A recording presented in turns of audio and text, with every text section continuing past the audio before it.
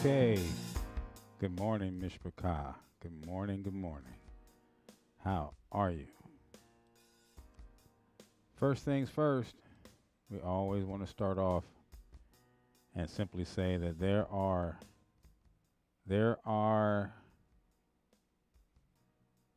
different little items that we are going to use periodically that will come up in some of our broadcasts.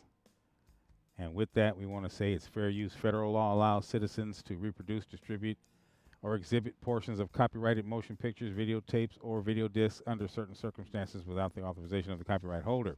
This is called fair use and is allowed for the purposes of criticism, news reporting, teaching, parody, which doesn't infringe on the copyright under Section 17 USC 107. And so glad that you could be here. I always want to tell you the main thing that we want to do is to keep your head down and your hands up. I always want to remain in prayer. You know, scriptures tell us that men ought always to pray. We ought to always pray, singing to yourself in psalms and spiritual songs and hymns.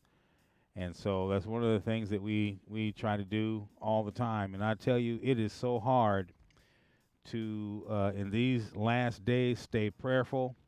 The temptations that are out in front of us continually are bombarding us every day.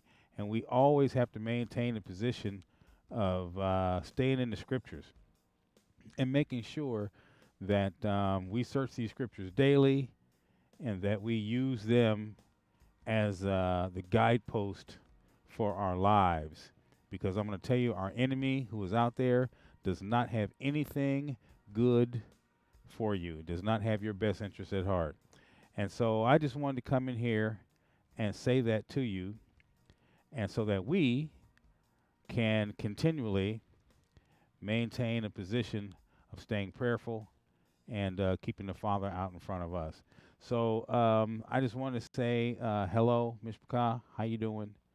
And excuse my dress. I just came back in. I rode my bike for 2 miles this morning, and in the midst of doing that ride, I went to see Mama, who is doing better. So thank you for those who are praying for her and holding her up in your prayers and holding me up in your prayers. She didn't have a good day yesterday. She had a series of seizures, and so she's quite a bit lethargic this morning from the medication that keeps the seizures at bay.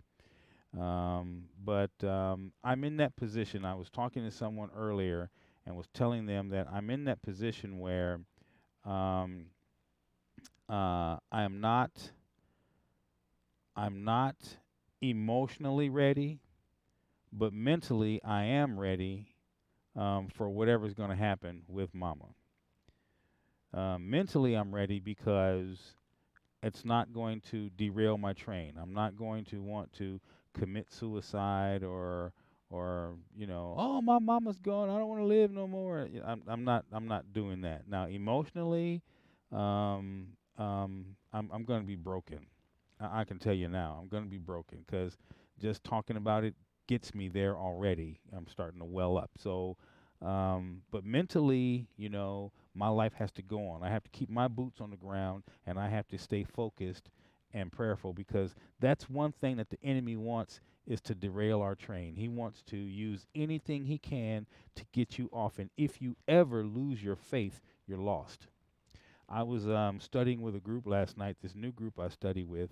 There's a lot of them, and they're all around the world. Hundreds were at this place, and they went up in there for 3 hours plus, and no one wanted to leave. I mean, even after it was over with, um, people were still hanging. And I like that because I see how even in a place like this, right here in this little room that we have, there's a lot of us from the Facebook side and the YouTube side, but the majority of them can't hang in here for an hour and watch a video or watch me teach or share something. I look at the analytics, 20 minutes, 30 minutes at the most. I'm like, are you kidding me? 20 minutes? That's all you can give. Listen, I'm at that place, and maybe some people have to grow to this, but I'm at that place where I don't want to do anything else. If somebody's teaching and it's meat, man, I'm gonna sit there till the meal is finished being served. There's a couple places that I go to online um, where it's like that, but for the most part, no one wants to sit for more than an hour. And if it's the video playback after the fact, they won't watch it for more than 20 minutes. I don't understand Israel. They don't want to watch it for more than 20 minutes. I mean, if it's not, see, if it's not like church, it's not going to tickle your fancy, and dude is going to have his finger halfway down his ear, screaming at the top of his lungs, dancing on the top of the pews. They don't want to watch that because it's not entertaining. You know, and because they want to have a good time. you know um you can have a good time, but it's about getting these scriptures in you and fellowshipping with your brothers and getting this in you. It's living this. This is a culture and a heritage type thing, and the majority of us coming back to it are learning how to have the culture and the heritage. Most of us had it, didn't know what it was, because they just said, well, that's what the old folks said. But those practices came forward. They didn't say it was Hebraic. That's just what the old folks say. Well, you got it from the old folks because it was a Hebraic culture. I don't want to go into that too deeply. I want to talk about something else, because as I was doing my studies, as I was searching the scriptures, I found that because as I was searching the scriptures, and this is what I do, I search them. As I was searching the scriptures, something was given to me about um, um, the good son. The good son, or um, and that's why I use the title Chronicles of a Son, because some of the things that I'm going to show you today are some of the things that came up in my studies. Now, I haven't been out here as often as I should be because I'm taking care of my mother, who's in a facility. I finally got her out of the facility that was treating her wrong and brought her up here to a facility that will treat her right. I'm unable to bring her home because I don't have any help and assistance here in the house. So I have to work, and therefore mama needs 24-hour care. She can't come home. There's no one here to assist me. Um, Even though, and I've said this before, I have a sister, but now my sister's incapacitated. She couldn't come if she wanted to. But for 5 years, when I've been begging her, she had every opportunity to make it here. She didn't do it. So that's part of what she's dealing with right now, is the fact that she was disobedient, and that's something that we're going to cover here in just a second. I'm going to show you, because we were told, we were definitely told, the scriptures tells us to train up our children in the admonition of Elohim. Okay, we're supposed to be paying attention to that. So if we train our children this way, then what will happen is that they will train their children, and their children will train their children, and this will continue. This is our culture. This is our heritage. This is part of what we do. So some of them, however, are chosen to walk this walk. Whether their father or their mother teaches them or not, they're chosen. Like Gideon was hiding out in the wine press, and he was told he was a man of valor. He was a man of honor. So then my question would be, did Abba Yah bring you? Were you chosen, or were you taught by your parents? How did you come? Did your parents teach you, or did you make a conscious choice? And then at the end of that, what is your heart for your people? What is your heart for your people? I mean, do you care that your brother is the wino down there on the corner? Do you care that I like look right now? Okay, I know that those right there look like dookies, but they're not. They're antlers. Those are my dogs. They chew on antlers. That's their chew. I don't buy them. What do you call those things? Those raw hides and those trachs. This part of your neck right here, that they from cows. I don't buy them that stuff. You get your dog an antler. An antler will last. There's 3-4 antlers on the floor right there. A couple of them are really small. But they're 3-4 years old, because they'll chew on an antler. And when your dogs want to just sit down and gnaw on something, an antler is good. It'll last forever, and it won't harm their teeth. It's good for them. So don't be looking at my carpet and thinking those are dookies. Those are antlers. So anyway, what's your heart for your people? So my arm is itching all of a sudden. What is your heart for your people? When you look at your brother or your sister, and they're the alcoholic or the crackhead on the block, do you laugh at them? Or are you trying to entreat them and give them something? See, like right now, you can't see out of that window, but there's a 30-foot RV parked in front of my house because I got an Edomite friend of mine who, good friend of mine, Edomite, who is drinking himself to death. His wife died in his arms, okay? His wife died in his arms. She had a heart attack in the middle of the night, and she died in his arms, okay? That spun him out. A year later, his father died right in front of him. He came in the house, and he was doing something in the yard. He came in the house. He ended up living with his father because he was so spun out after his wife died. So he came in the house from doing something in the yard, and his dad was sitting on the floor and said, Papa, what's wrong? What's wrong? And he says, I'm not feeling too hot. And he says, well, I'm going to call your brother. He's going to call his uncle. And he says, no, don't call his uncle. So he went and grabbed the phone to call his uncle anyway. And while he's standing there dialing the phone, his father dies. Okay? So that spins him out, right, even more. Okay? And then he starts drinking. And then his half-brother, the man who died was not him and his brother have the same mother, but they have different fathers. So this boy steals his inheritance from him, throws him to pennies. He gets hundreds of thousands of dollars from his father, right? And he throws this guy to pennies. So he takes his little 30 grand that he got, and he bought this RV, right? I'm talking, that thing sitting out there is okay. You see these musicians who go on tour in tour buses? It's an RV, but it's a tour bus, right? That's what's sitting in front of my house right now, okay? Like if Prince was coming to town, his tour bus this was sitting in front of my house right now, okay? But I'm gonna tell you, when he bought it, it was really, really nice. And because he has like drinking himself into oblivion and death, right? It's the world is a ghetto right in front of my house, right? It does not look like it used to look and I'm talking just a couple years ago. It does not look like it used to look, okay? He's got a dog living in there with him. This man was twice the size of me. He big, buff, hulky, Edomite, big, corn fed, right? Right now, he about that big. I kid you not, right? I walked up to him and I just pumped him in the chest. Hey man, boom, how you doing? Right? Almost knocked him over, and sat right there in that recliner. And told me, well, I'm still the same guy. I'm like, that's not my friend. I don't know you. Who are you? See, this is a dude who grew up among us, right? If you close your eyes and listen to him talk, you think he was talking to one of us, right? But he's not us, okay? But he's taking himself out. And that's why I said that emotionally I'm not ready, but mentally, I am. I can handle it. If my mama leaves here today, right, I'll be emotionally crushed, but it's not going to cause me to lose my faith and give up and walk away off of things. And so I was never raised to be by anybody. I grew up in shelter homes, foster homes. My mother did not raise me all of my life. I was with my grandparents, some of it I was with shelter homes, some of it I was in foster homes, and then finally California Youth Authority because I was too old to be in those places.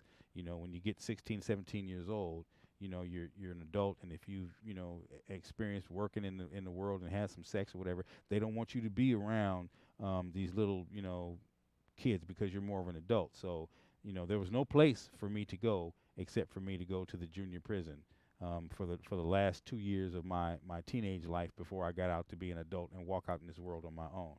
It was after I walked out of those places and in this world on my own that I started to develop relationship with family members and started to find out the reason why I had to be in those places, because a lot of these places and family members were no good for me, including my mother. So the relationships that I had to build were built after the fact because they were not nurtured during those times. And unfortunately for a lot of us, that's just the way that it is. And the system is designed to take us there, to tear our families down and break us down. There was no father in the home. And the reason why I asked the question that I asked in the beginning, how did you get here? Who brought you here? Because the scriptures tell the parents to train their children up in the admonition. I never got that. My grandmother took us to church, Seventh-day Adventist, close, but no cigar. But it was the father who walked with me all those times. I remember, and I've said this before to you guys, at 9 years old, I was leaning on a fence, crying and praying, how long am I going to have to live like this? When will I get a chance to be in a normal family? I was 9, crying out to the Father. Okay, so I've been walking this walk for a long time, from a child, because in my childhood I knew something was wrong, and the only place I could go was to the Most High. There was no one else who was listening to me. As children, we were being abused. I'm being beat. My sister's being raped, and I mean, it's on and on and on and on and on. And it's like that in our communities, and it shouldn't be that way. We should be protecting our children, And I have one biological son, and I have done nothing but try to protect him his whole life. And his mother fought me tooth and nail on that, to the point where by the time I did get my son at 15, he was a wild man, out of control, and I had to fight him like a man in my house because he was 15. He almost outweighed me. He was 6'2", 6'1", and almost outweighed me. I'm 5'8". His family members are tall, and so he took the height of his uncle. My son is tall, and his uncle is tall. My uncle is tall, so he got that height, advantage right there. So there's no putting him over my knee. I had to fight him like a man. So when he left my house, he was wild and out of control, right? And that rage, that wildness, that out of control made him spend 16 years in prison. Okay, so I've recently reconnected with my son. Some of you guys know this, and he's a different man. I really enjoy the man that he is today. He is a father. He has a son and a daughter, and he told me himself, his words: "I was young, I was stupid, I just needed to grow up." And everything that ever happened in our past between me and him, I left it alone. I'm not even bringing it up, because he's a different man. So I didn't get a chance to raise my son up in the admonition. And today I talked to him about our Hebraic culture and our roots, and explained to him who his grandmother is, and how we've done her DNA, and how we know who she is. And so it's for him to come forward. As a grown man, I can't do anything now other than just tell him. I didn't get a chance to put it in him as a kid. So all I can do is just tell him. If he comes, he comes. If he doesn't, he doesn't. My job is just to tell it. But for me, I got to walk my walk and talk my talk. So that's the reason why I'm talking about the Chronicles of a Son, because I went to go see my mother this morning. And, I said last week that I wrote my sister off, or last week or week before last, that I wrote my sister off. I no longer am having a relationship at all with her, as far as a brother and a sister type of thing. I'm cordial enough that when I go visit my mom, I'll take my phone and I'll turn on Messenger, and I'll let her spend time with her mother. I don't call you during the week. I don't talk to you during the week. We don't have that kind of relationship anymore. Whatever you thought you had with your brother is out the window. It is gone. So, she tries to talk to me on that level, but I don't have that conversation. I'm like, okay, whatever, and I'm gone. So I left there and came here and decided that I wanted to come in and talk about some of the things that I've been discovering and some of the things that I've been studying, because I didn't want to leave you guys out of the loop and not in the mix and knowing what's going on. Because usually I am out here and I am talking to you, but there's a lot happening right now. I don't know how much longer I have with Mama, so I'm trying to have all the time I can with her, and that means that some of this time with you and I has to wait, because Mama is more important. Not that you're not important, but that's my Mama. Okay, I never had her in my life like that, and I always promised her that if she ever needed me, I would be there for her, regardless to whatever you say to me, whatever you do to me, however you treat me. I'm never going to leave you hanging. And I'm a man of my word, and those of you who know me know that I will be a man of my word. And I told my mother that, and I didn't even promise that before the Father or whatever. But even though He hears everything, I never made that promise like I swear or whatever. I never said it like that. I just said, I'll never leave you hanging. Trust the fact that your son has you whenever your time comes. And now is her time, and I'm being true to my word. So with that, I just want to say that this is just where we are now. And when I was reading this, part of my studies, I've said this to you before, but part of my studies have taken me here. Let me throw this up on the screen so we can talk about it, because this is where we're going to dance from. Now, I'm using Exodus 20 and 12. Okay, I just want to tell you where I'm at, because this is where I've been dancing from. Exodus 20 and 12 got to me this morning, because we've talked about this before, but I was studying something else. And as I was studying something else, and we're going to read what I was studying, and that's one more thing is that, as I've been reading, what I decided I want to do now is I want to read to you some of the things that I've been reading. So rather than just, talking about these experiences and everything else, read to you some of the things I've been reading, and explain, how I got there, what was given to me as I'm walking this walk. So Exodus 20 and 12 is one of the so-called 10 commandments. We know there's more laws than just the 10, and it's not even a commandment. It's these are laws. And then we're looking at Ephesians 6, 1, 2, 3, and 4, and then from there we're going to drop into Tobit.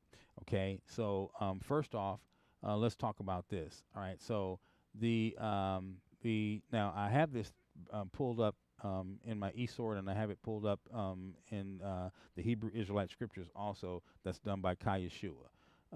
So now listen, honor thy mother and thy father, that thy days may be long upon the land which thy Elohim, which thy power, Yahweh, thy Elohim giveth thee. Okay. So I'm trying, and as I'm going, I'm reading this, but I'm trying to keep the Hebraic words in there and take the Roman Greek words out, because they changed Yahweh to Lord, and they changed Elohim to God. Okay, so so the honor thy mother and thy father, that thy days may be long upon the land which Yahweh thy Elohim, or thy power, giveth thee. Right now, then you see Ephesians 6 and 1. Children, obey your parents in Yahweh, for this is right. Okay, obey your parents in Yahweh. There is a way and a reason that we have to obey our parents this way. Now, as a child, I didn't know anything about this, right? But because of our culture, and who we are, there's a way that we behave, okay? And our parents are supposed to teach us this, because it's our heritage and our culture, okay? And if we don't learn that, then we don't know how to obey our parents in Yahweh. And it says, for this is right. That makes us continue to walk in those ways, and to keep these laws, and keep these statutes, and keep these commandments like we're supposed to do, okay? So in that, we're told that we have to honor our mother and father, right? Which is the first commandment with promise. It is the first commandment with promise. What was the promise? That thy days might be long upon the land. That was the first commandment that was given. That's with the promise. You don't believe me? Go back and read it. And it's right there. And that's Paul teaching that. Paul is teaching that, saying, look, this is the first commandment that was given that has a promise locked to it, right? If you want to have length of days on this planet, see, listen, when people will tell you, when they meet me, like especially over here at this facility, it blows their mind, because like I was telling my friend out there in the Edomite out there in the motorhome, he likes to drink beer, and hey man, you want to hang out? Just call me if you want to hang out. I'm like, dude, I don't hang out. I don't hang out. See, you want to sit up in my house and drink beer and watch football and TNT and whatever else. I don't do that. That's not what I do. I don't have cable up in here, so I don't watch television, right? Because I don't need their programming, right? I have sitting right here. This is my production station, where if I'm making music or mixing out the tracks for someone, or doing something like for a Shira or whatever, this is where I am, right? 2 keyboards here. The recording apparatus is in front of me, and out in the garage is my drums and another recording apparatus, right? So I'm out there rehearsing one day, and he calls me on the phone. Hey man, I want to come sit in. All right, so I open the door, let him come on in, right? So as I'm sitting out there just doing my regular thing, just rehearsing, he's blown away that, wow man, you good, you do this, you do that. And I'm like, but see, I don't need you to tell me that, right? I don't need your accolade. I don't need an alcoholic sitting around telling me how well I play. And I told him, like, dude, man, okay, so this might sound good to you, but it sounds like crap to me. Man, I was 100 times better than this prior to my stroke. I'm just not working my way back. And the thing of it is that I'm putting in more work now because since Mama's in the facility and she's not here in the house, now I can go get with the fellas and go play. Now I can go down to the park, the concerts in the park, and play with those guys in the park. Now I can go do those things, right? So I'm picking my battles. I spend an hour or so rehearsing, on a day, and when I'm not doing that, I get off work, I go see Mama. I come home, I do what I need to do around the house, and then I go out my garage, right? But the thing of it is that I'm not hanging out drinking. I'm telling him, look, all you want to do is hang out and drink. I don't do that. There's things that I do. I come in here, I turn my scriptures on, I get my study on, I listen to one of the rabbis teach, and I'm studying this. That's my program. That's my hangout. So if you want to do that, I'm good. You can get in here. You can get right now with me. You can hang out like that. But no, that's not what you want to do. You want to drink, okay? And since the reason why he's parked in front of my house is because he was made to leave where he was and he didn't have nowhere to park his RV and go. But now he can't just stay out there. I told him, look, if you're going to be hanging around here, you need to get into rehab. You got to detox. You got to do something. You're not just going to sit in front of my house for the next 6 months, in your RV and just drink your life away. So if you want to hang around, you got to get into rehab or something. So it's been 4 days. And he's going to get 7. I'm going to give him 7, and then he got to bounce. Because you see, if you don't make people do something, and when you let somebody in your world, they're either going to get on board with you or you're going to end up getting on board with them. And I am not going to allow him and his demons to drag me anywhere. So yesterday he asked me, was I mad at him? And I said, no, man, I got things to do. I got off work. I worked 13 hours yesterday. I got off work. I came home, spent an hour with the dogs, ate me some lunch, and sped out of here and went to go see Mama. Man, why you don't want to hang with me? Dude, I got things to do. I got a life I live. You're the one that drinks your life away and had nothing to do. Want to sit out there in that box and sweat all day. And then you want to come hang out in my house and drink some more and take a shower or whatever. No, I have things I got to do, right? So this is the difference between, this is the Chronicles of a Son. That is somebody's son out there, okay? It's unfortunate what happened to him. It really is, but you have to make mental choices. And I tell people all the time, I said this to my sister too, the choices you made yesterday directly reflect the life that you live today, okay? And so he made some choices, and now this is the way that he's living. My sister made some choices, and now this is the way that she's living, right? I sacrificed 3 different times in my life and lost everything all 3 times because my family said, we need your help. And I dropped everything and I ran and went to him. Well, see, this time I didn't run and go to anybody. I asked for some help and I didn't get it, and the Father restored to me everything I lost because I gave up everything to go help my family. Okay. Now, and I say the same thing to him. Hanging on to that out there, hanging on so tight, you're going to lose everything. If you're not willing to lose it, you won't keep it. The more you fight to hang on to it, the faster you're going to lose it. It was just like when the fires came last year. I said this before, everybody said to me, man, what are you going to do with the studio? I said, look, man, we're getting evacuated. If it's here when I get back, so be it. If it's not, so be it. You want to know why? Because I've lost everything 3 times before, and the Father restored it all. So if you're not willing to lose it, you can't keep it. It's just like your life. It says the same thing in the scriptures. If you're not willing to lose your life for me, then you won't have it. You just won't have it. But if you are willing to lose your life for me, then you'll live forever. I mean, I don't see why people don't get that. Whatever that biblical scripture, spiritual principle is, works the same way in your physical. If you're not willing to lose it, then you won't keep it. If you're trying to hang on to it so hard, you're going to lose it all. I don't care what it is, your wife, your children, whatever. I kicked my son out of my house to keep peace in my house. You got to go, man. It's not my fault your mother wouldn't let me have you so you could learn something. Now you come to my house full of rage and anger and you want to fight me and tear my house apart. No, Negro, you got to get out. Bye. Oh, he hated me. He hated me. And I'm sorry that he hated me, but see, that's tough love. I do the same thing to old boy out there. That's tough love, man. If you can't get yourself together, you're gonna have to kick rocks. You got like 3 more days before you got to figure out where you're gonna park your RV.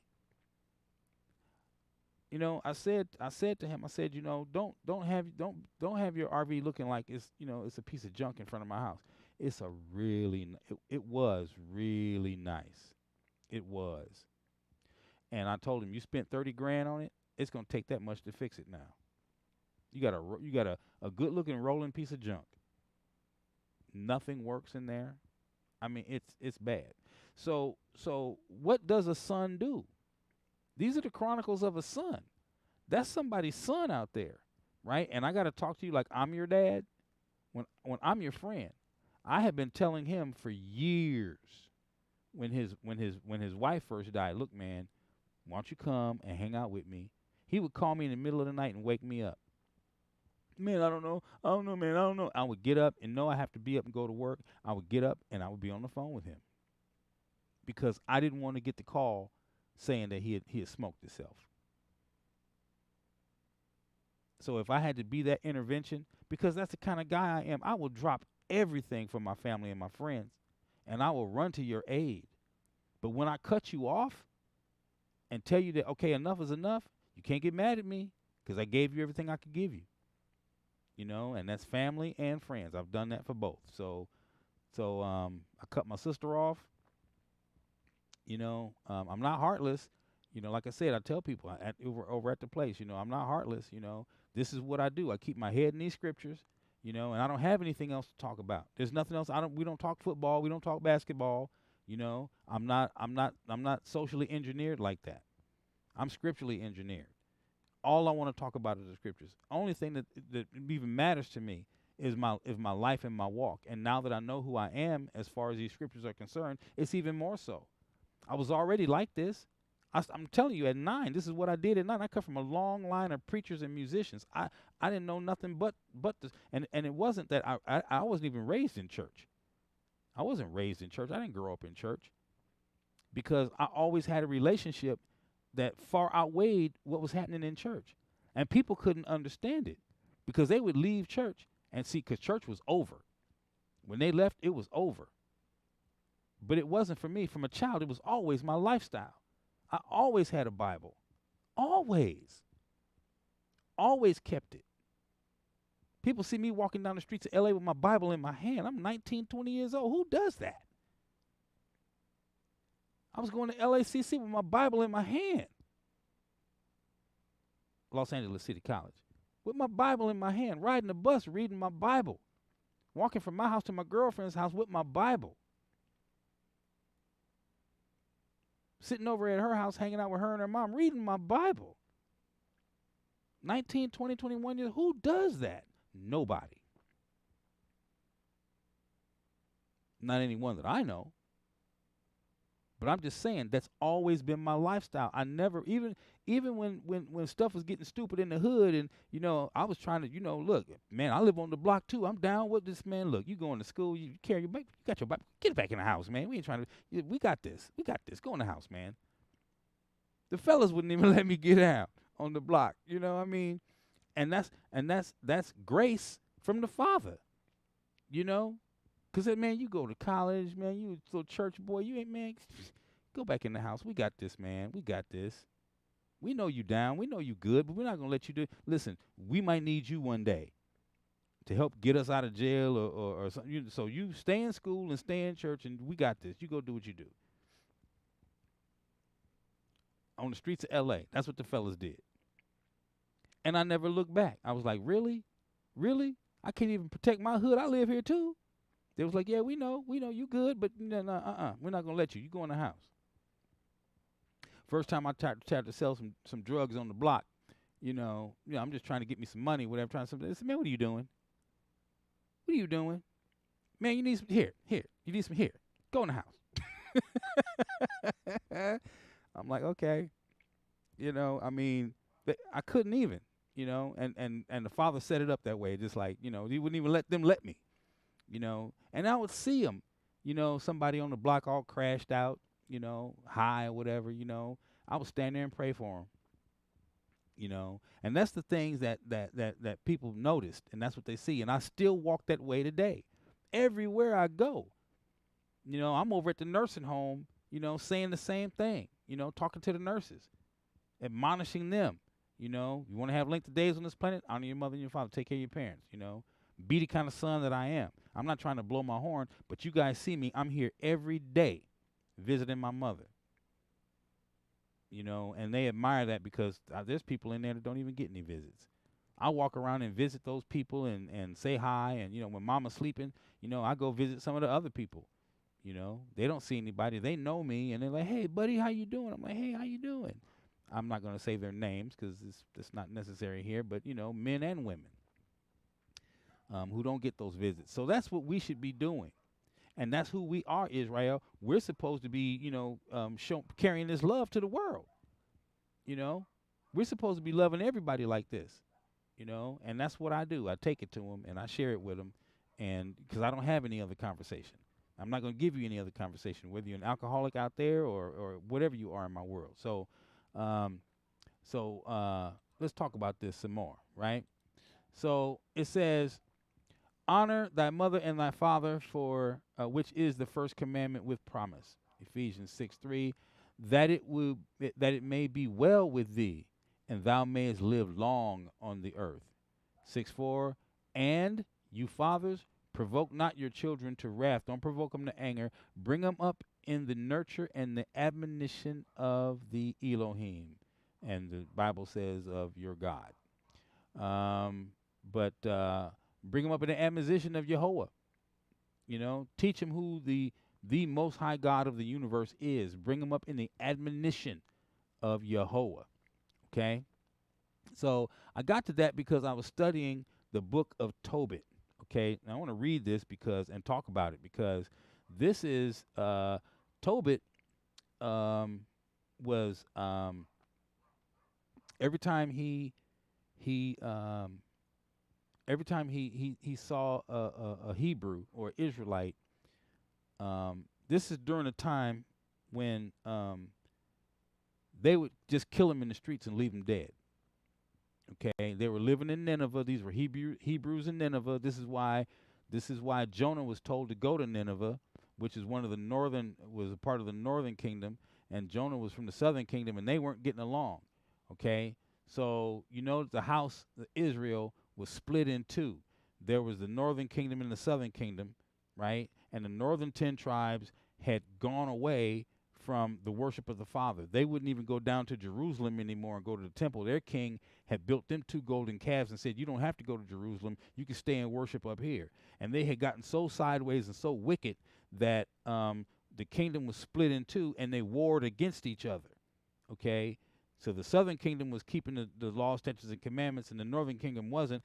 And the southern kingdom did not like their brothers in the north, right? So when Jonah was told to go to Nineveh, he said, what? Go where? I'm not going up there with them knuckleheads. Them some fools up there. I'm not going. And so this is the reason why Jonah went through what he went through in order to make him go to Nineveh.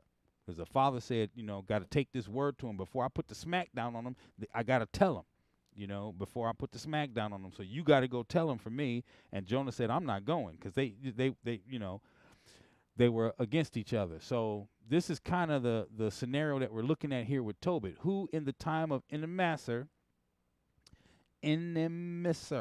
king of the Assyrians, who led captive out of Thisbe, which is at the right hand of that city, which is called properly Naphtali, in Galilee above Asher. Okay?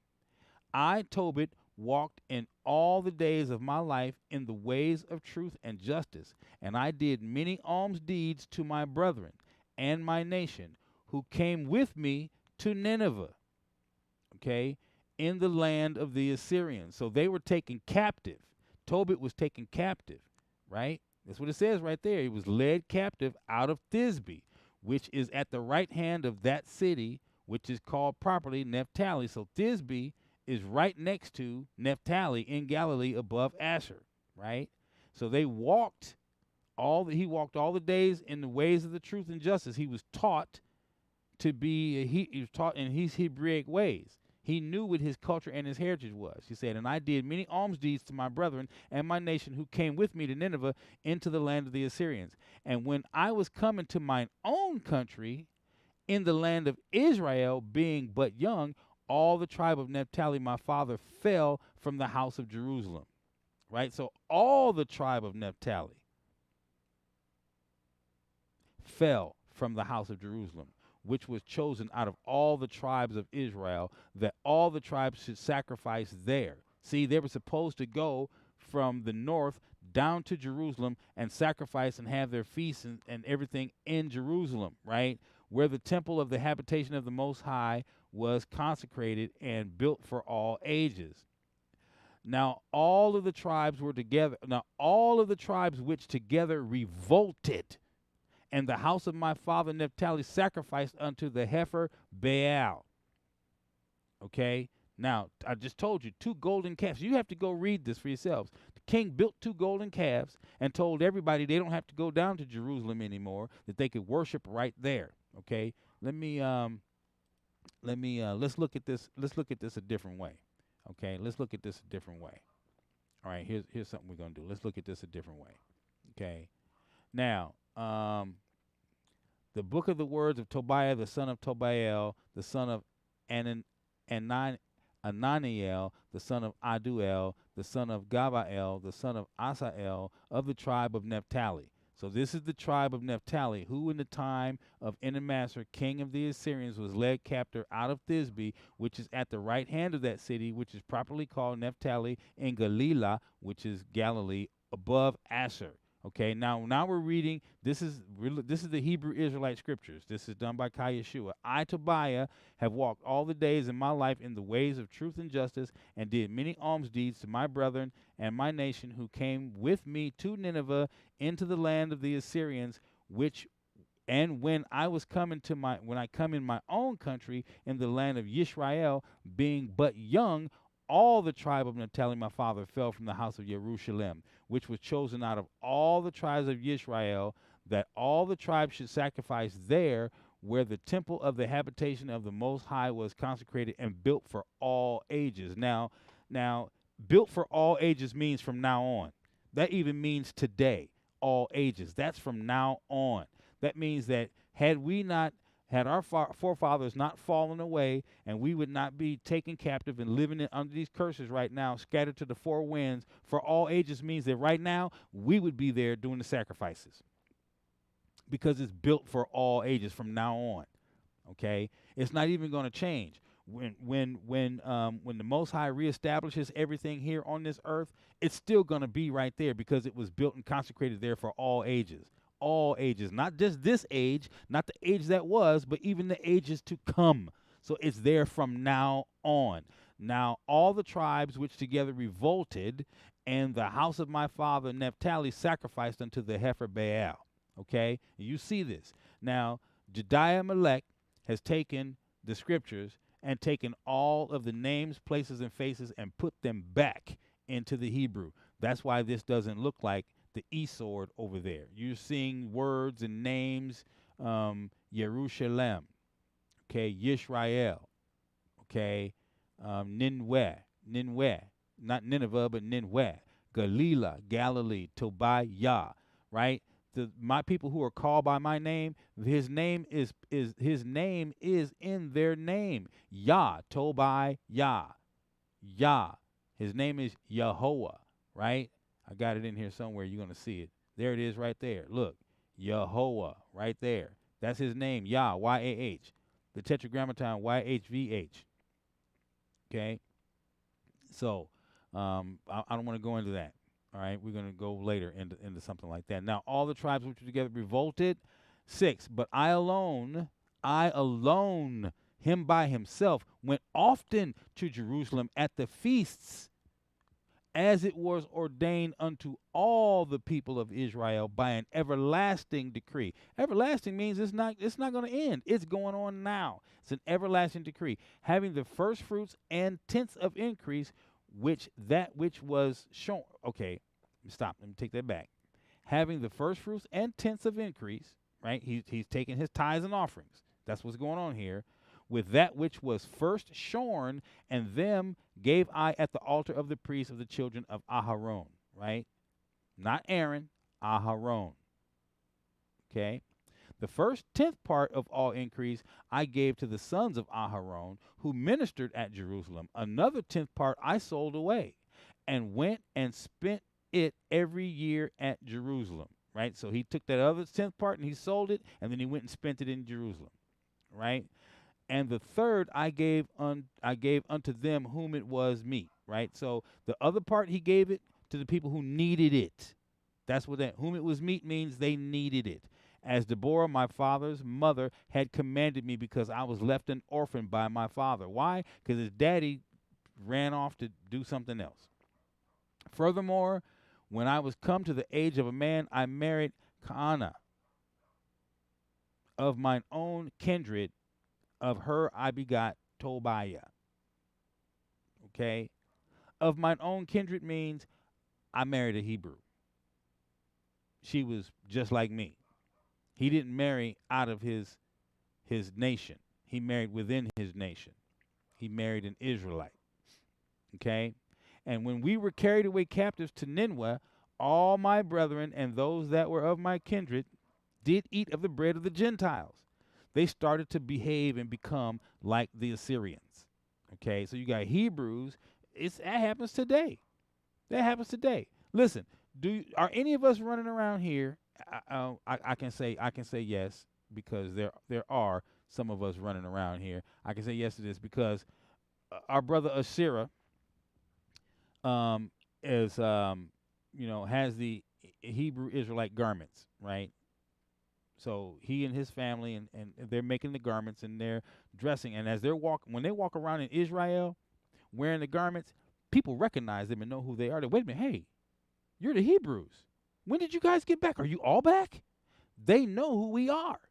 We don't know who we are. We're too busy running around here with jerry curls and pressing curls, and we want to dress fly, and we want to wear European garb and European clothes over here in these Americas.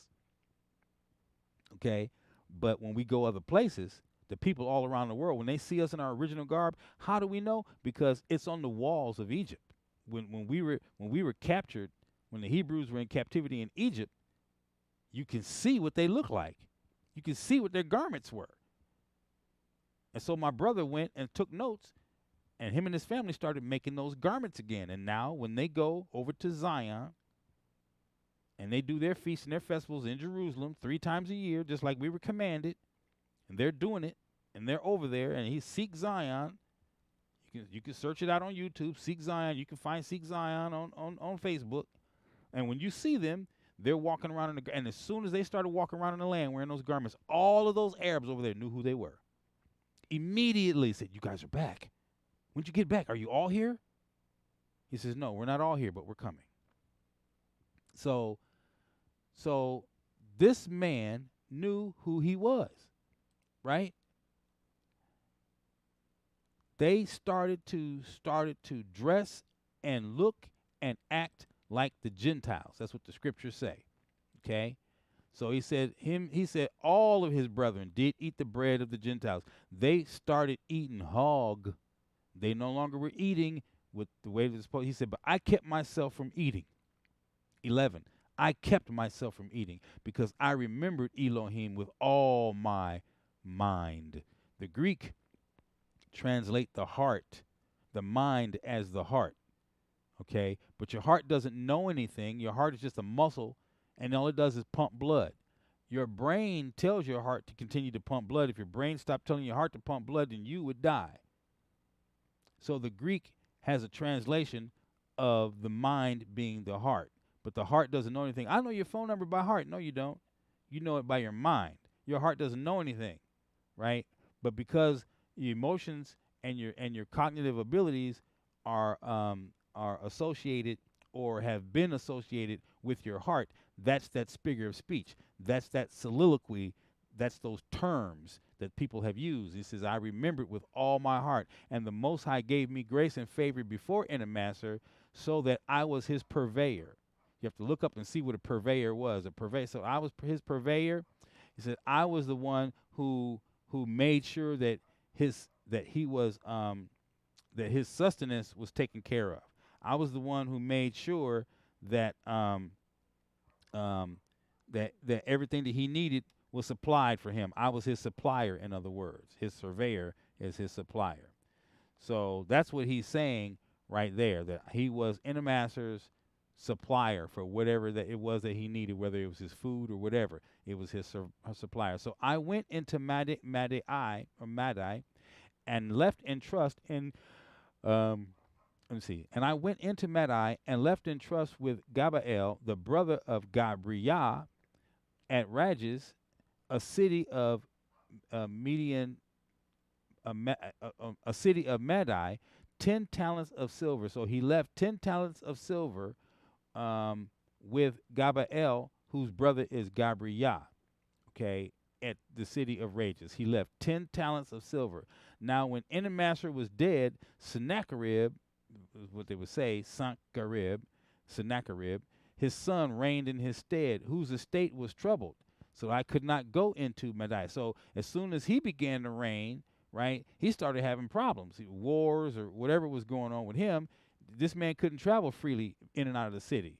So in the time of Enamaster, I gave many alms to my brethren, and gave my bread to the hungry and my clothes to the naked. And if I saw any of my nation dead or cast about on the walls of Nineveh, I buried him. So listen here. This man just said he saw his people being slain in the streets, okay, just left in the streets. Now, do we not see this today, right? Do we not get gunned down in the streets by the police, right? And they leave you there. Right? Or say ambulance will come and get you later, you know, after the blood is leaked out of you and you're already dead or what have you. But is it the same thing? Now, see, he's finding them, as it just happened here in the Americas. They was hanging us in trees and leaving us there, right? After the party was over with, right? They leave your butt hanging, they gone. So this man, Tobit, said he come along and he see his brother swinging in the tree, he take his body down. He see his brother dead, laying on the walls of Jerusalem, you know, or just laying on the walls of the city.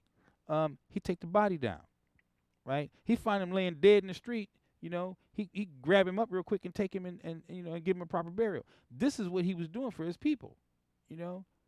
This is the kind of son that the Most High wants us to be, right? We're supposed to be taking care of each other, okay? When you're raised up in the admonition of the Most High, you know, you have a fear, a reverence. You can't just leave your family hanging out like that.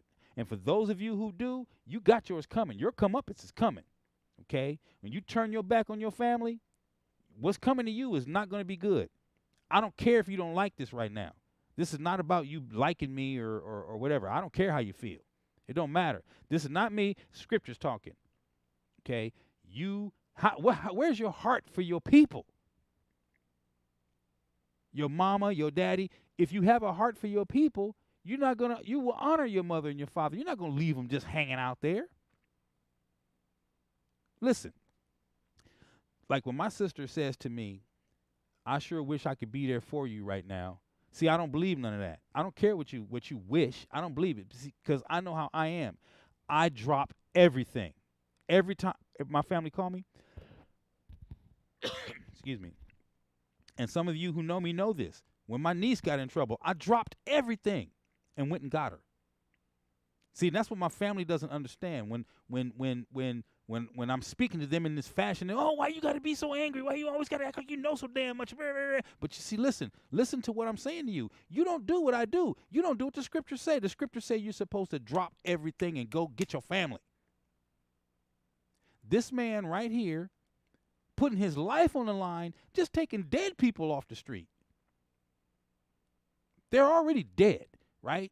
The king don't even like the fact that he's picking them up and burying them. They're trying to kill him because he got a heart for the way that his people are being treated. And we're supposed to be having that same heart today, right now, for our people. You can use your lips all you want to. I told him over there, I said, listen, the day is going to come when people are going to be having to be thrown into a lake of fire, and some are going to be going in the everlasting judgment and torment, and others are going to be walking in the everlasting life. And they're going to be screaming, just like Messiah said. They'll be, wait. I cast out demons in your name. Hush. I never knew you. I saw your lips moving, but your heart was far from me. You weren't doing, I don't know you. I don't know you. And that's why you get to ride the train over to the lake of fire. Yeah, you cast out demons. Yeah, you did. Okay, all those. But what did you ever do in a real way?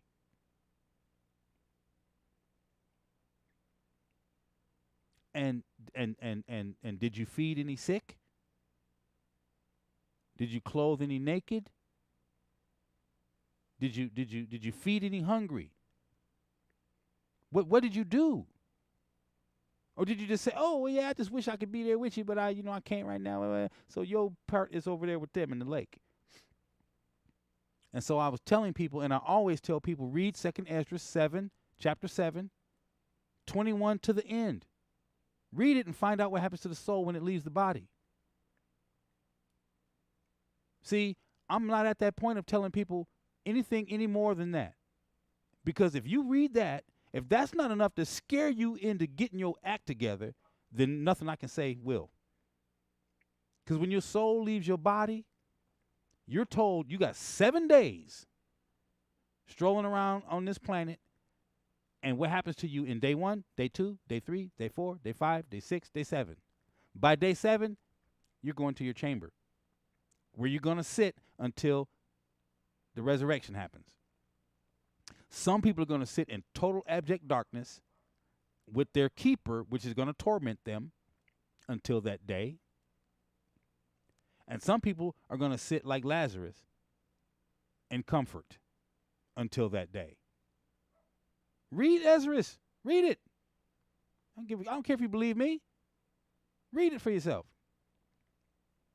And you can see the horror when they realize, oh, man, I messed up. That's why the rich man said, wait, send him over here with some water over there. Can't get there, baby. Can't get there. See this chasm in between us? Man, you got everything you asked for. You had it all in life. And now he gets it all now because he didn't have anything. And you didn't even give him the crumbs off your table. So, he gets his now. You already had yours. So for those of you who will not have a heart for your people, and you're doing everything that you can do to have yours right now in this life, that's your reward. You got your reward. There's nothing coming for you after this, except for you seen Ghost? How them demons come up out of the ground and drag him? No, he's gone. Too late, baby. Too late. Because once you die, chances are over. And the Most High cares nothing about the ones that's gonna go up and smoke. He doesn't care about them. He said it many times that those other nations are spittle. Like when somebody's talking and you see some spit come off the mouth, it's like it's gone. You can't get that back. It's gone. That's how much he cares about them. They're spittle. And for his own children, the ones who wouldn't listen, when he gets to sifting the sheep from the goats and the wheat from the tares, when they go up and smoke, it says it right there. I'm not even going to worry about the ones that are lost. My desire and my care are for the ones that are kept. That's what I'm going to worry about.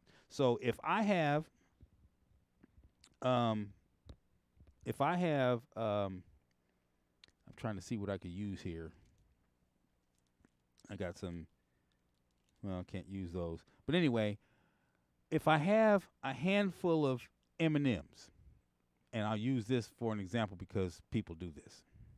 They got to pick all the green M&Ms out. Okay? They're going to throw the green M&Ms away, and we're going to keep all the rest. I'm not worried about them green M&Ms. They're going away. I'm only concerned with what's left in my hand. The green ones are gone. When I poured out the bag, I had green, orange, red. I had everything there. And so judgment happens, and judgment has begun. I'm picking the green ones out. This is judgment. The green ones are gone by the wayside. All I care about is what's left in my hand. That's what the Father says. I'm not going to sweat myself over the ones that are lost. See, because you had the opportunity. And as long as the opportunity was there and I'm sitting with my hands wide open, now's the time for you to come. This is come as you are. This is it right here. Once that's done and now it's judgment, it's too late to start crying. It's too late. It's over. Okay?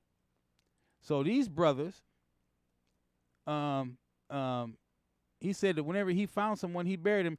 And the king, and if the king Sennacherib had slain any, when he was come and fled from Yehuda, I buried them privately.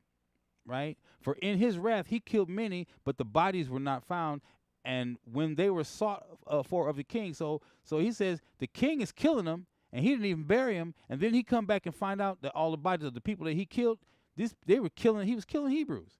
He didn't care. That's what I'm saying. We're being slain in the streets all the time. So the king comes back and says, wait a minute, I slayed about 15 Hebrews. Where'd they go? I left them in the streets. Where are they now?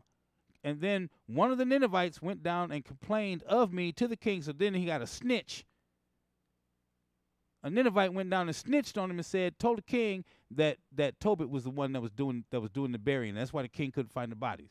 And when one of the Ninevites went down and complained of me to the king, that I buried them and hid myself, understanding that I was sought for to be put to death, I withdrew myself for fear that all of my goods were forcibly taken away, neither was there anything left for me beside my wife Kaanah and my son Tobiah. And there passed not 55 days before 2 of his sons killed him, and then they fled into the mountains of Ararat and Isar-Kadon, and his son reigned in his stead, who appointed over his father's accounts and over all his affairs Ahiacharis, my brother Anael's son. Again, look, my people call by my name. Look, there's El right there. What's that? Elohim, El. His name is Tobiah Yah. We have our father's name in our names, okay? So Ahiacharis, my brother's son, Anael, my brother's son, my brother Anael's son, in other words. So it's his nephew, right? And Ahiacharis entreating for me, talking to the king, saying, listen, you know, the same thing Mordecai did, right, with Esther, right? So here it is. He's entreating for me. I returned to Nineveh. So he's telling the king, listen, that's my family. You know, he's only doing some good things. You know, can we be okay with him? Is it possible to be okay with him, right? All of his goods were taken away, right? Because a Ninevite snitched on him. Right here in 19. So we're 19 down to 22. Look, a Ninevite snitched on him, right? It wasn't even a Hebrew. It was a Ninevite. Because they were carried away into captivity into Nineveh. So a Ninevite, a Gentile, went and complained of me to the king that I'm the one who buried the Hebrews that King Sennacherib was killing. And so when he snitched on me, I had to hide myself, understanding that I was being hunted for so they could put me to death. So I went and hid myself for fear. That's the breakdown of 19, just in case you can't read it and get it. Okay? Then all my goods were forcibly taken away. Neither was there anything left for me. All he had left now is his wife and his son. So 55 days had not even passed when this man's 2 sons killed him.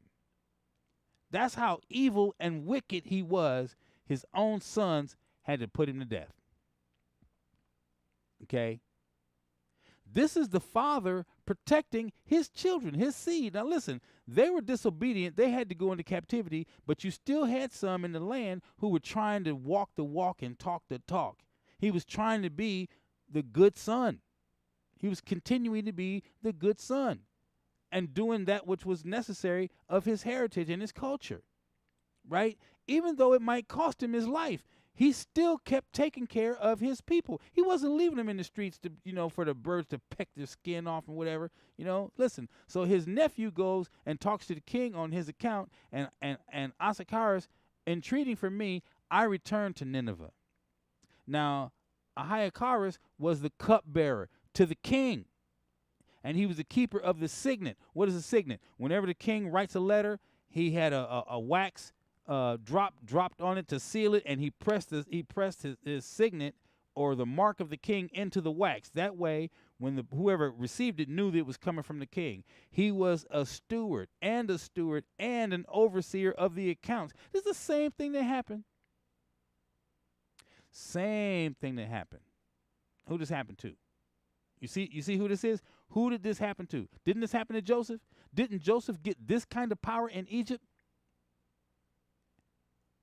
Joseph was told when he got to Egypt, when the Pharaoh made him overseer, he said, "You're second to me in the kingdom." So when you're speaking, it's just like I'm speaking. The only thing that you don't have higher than me is the power to take us to war.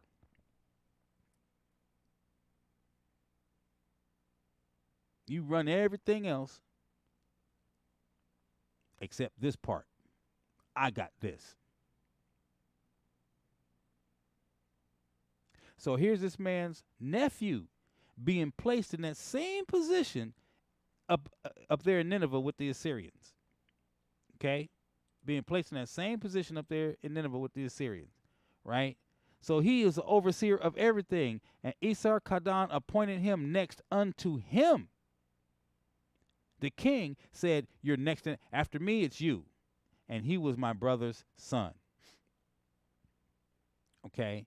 So I was reading this, and the next time that we'll go into chapter 2 and we'll read chapter 2. But chapter 2 talks about Tobiah going down to the feast of Shavuot, which is the feast of 7 weeks. Okay, but we got people saying that we're not supposed to keep these feasts and things. But anyway, I wanted to talk about the chronicles of that son, the chronicles of a son. What does a son or daughter do when we honor our father, our earthly fathers and our earthly mothers for length of days on this planet? Okay, but if we want to have length of days, period, like we're talking eternal life, your one undying immortal soul, we have to honor our father. What are you honoring? Because a lot of you out there are serving gods that you don't even know what God you're serving. We're not even supposed to let the names of other gods roll off of our tongue. But in this world, the way they've got it so convoluted, you can barely get away with that. Because every time you say a day of the week, you're mentioning a god. Wow.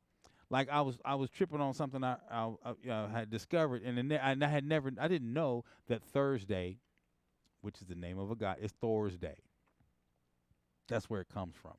Thursday is Thor's Day. I'm like, wow. They got us so beat up, man. We are a destroyed people. That's why I was standing over my mother. My mother had some seizures, like I said, and I had a cold towel. I was washing her face and rubbing her head and talking to her. And she was holding my hand. I told you about how you get lost inside this body when I had my strokes, like when you're watching Get Out or whatever. She's in there, but she can't control anything. And I said, "Mama, I know you can hear me." She was holding my hand, y'all. She was holding my hand. Now, even though her eyes were rolled back in her head and she was all drugged up, she knew I was there. She was holding my hand. And I said, "Mama, it's me. It's me." And she was squeezing my hand. I could feel her pulsing my hand. I could feel her pulsing my hand. I know. Because she can't talk, right? So she was letting me know, I know you're there. I know you're there. And then I'm standing there right next to her. And then she let go of my hand. She put her hand, I was standing there. She put her hand around my waist and she was pulling me close to her. She was pulling me closer. I just leaned over, kissing on her, talking to her. And it's difficult, when you're watching something like that and you're dealing with something like that. But even then, I was praying over her, and I said, "Father, this is your child. You said all souls are yours, but this is your seed right here. This is your L2, L3. This is your Hebrew right here, Father, my mother." And I know that she don't know what's going on in this world, in this reality right here, right now. Right now, she's in that reality that Saul had when he got bent over and had to eat grass, and be a beast of the field or whatever. He didn't have this mind. He had a whole nother mind. He was in a whole different reality, until he came to his senses and realized who he was bucking against. You see, and my mother is in that reality right now. I tried for a long time to talk to her about this Hebraic thing. But since I come from a long line of preachers and musicians, see, this wasn't real to them. It was something that you do on Sundays. It was tradition. It was, it wasn't real. So I don't know, this is between her and her maker. All I can do is pray over her and love on her and keep my promise that I said I was going to do. Mama, I'm never going to leave you hanging, and I haven't. So I was praying over her and asking the Father to have his way. His will be done, not mine. My will is for me to have my mother back. But that's what I want. It's not what he wants. What he wants is what he wants, and what he's going to get is what he wants. Now I might get some things that I want, but, words were said, deals were made, things were done, and promises weren't kept, and therefore, you don't make a vow to the Father and don't keep it. And that's why I say things were said, vows were made, and not kept, and so I can't get in the middle of this right here. All I can do is pray for mercy. I can't undo anything that's been done. And I try to talk to her about that, have been trying to talk to her about that, been trying to talk to my sister about that. And listen, family, the decisions that we made today and yesterday directly reflect the lives that we will live tomorrow. So if you make a decision today that's going to bring you bad karma tomorrow, or it's going to bring you, you reap what you sow, the law of reciprocity, you put bad out in the universe give you bad, however you want to say it. Whatever decision you make today is going to bring that to you tomorrow. Do not get it twisted. It will. Because if you don't believe it, I'll put my sister on blast and show you that the decision she made, not taking care of her mother, has her in a position where she cannot today. So, and I look at the fact that I lost everything 3 times for my family. Lost everything 3 times because I was doing the right thing. Now, I wasn't raised this way. I learned this from my scriptures. I learned this from walking with the Father, teaching me not to hold on so tight to stuff. By using the scripture, whoever will try to save his life will lose it. So when I had asked the question, I'm like, my life or he said anything. If you try to save it, you will lose it, including your life. But if you give it all up for me, you'll get it all back. And in another scripture, it says it. I haven't had a man who gave up everything that didn't get it back 100-fold. Mother, father, land, whatever, just gave it all up. He didn't get it back 100-fold. So in the mouth of 2 or 3 witnesses, when I saw that, I'm like, okay, I'm cool. I'm cool. It don't mean that much, and it never has. It never has. And it never will. So I could lose everything today. And I was telling a friend of mine just yesterday, I said the difference between me and you and the rest of the world is that we had nothing. And now we have much. And if we were to lose it all tomorrow, it would not affect us, not one iota. You want to know why? Because we know we're going to get it all back. We're not trying to hang on to it. Don't fight it. When it starts slipping through your fingers, let go. Just let go and let it go. When the Father sees that he can trust you with that much, you'll be able to get it all back. He'll give it all back to you. But if the moment that you try to hang on to it and keep it and fight him on it, you'll lose it all, including your life. So that's all I got for you, Mr. Picard. I'm going to get up out of here. I got some things to do. But I just wanted to spend some time with you because we hadn't been together, and I didn't want you to think I forgot about you. I'm still posting on the page. You still see me active out there, but we haven't been out there this way. When we come back again, we're going to be looking at some more Tobit, okay? We're going to be going into chapter 2 of Tobit this time. We're going to get down into this chapter. Now when I was come home again, that's when he went back to Jerusalem. He ended up getting his wife and his son back, and everything was restored to him. So we're going to talk about that when we go in the next time. All right. So, hey, look, I want to tell you that don't forget, search the scriptures daily, stay diligent, keep your scriptures out in front of you and stay diligent. Do not let the enemy steal your joy. Okay. Remember, that you need to keep your head down and your hands up, right? And that's not surrendering to the police either. I'm talking about surrendering to the Most High. Keep your head down and your hands up, and you will win this fight. Do not lose your faith, Mishpachah. Do not lose your faith.